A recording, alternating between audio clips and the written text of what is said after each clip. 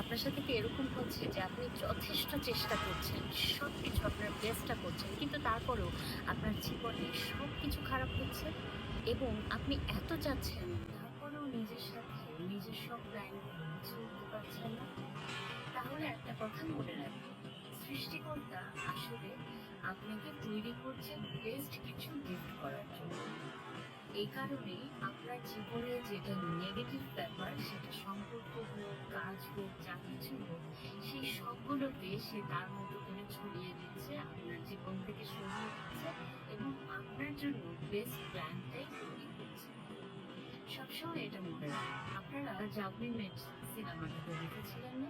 ঠিক যখন তার ট্রেনটাকে মিস করে, ঠিক তার জীবনের স্বপ্ন পুরুষের সাথে পরের ট্রেনে এসে দেখা হয়। জীবনের গল্পগুলো কিন্তু ঠিক এই সিনেমার মতো এরকম। আপনি যেই প্ল্যানটাই করুন না কেন, সেটা যেভাবেই ফেল করুন না কেন, আপনি তো আপনার বেস্টটাই দিচ্ছেন, তাই না? আপনি নিশ্চিন্তে থাকেন, সৃষ্টিকর্তা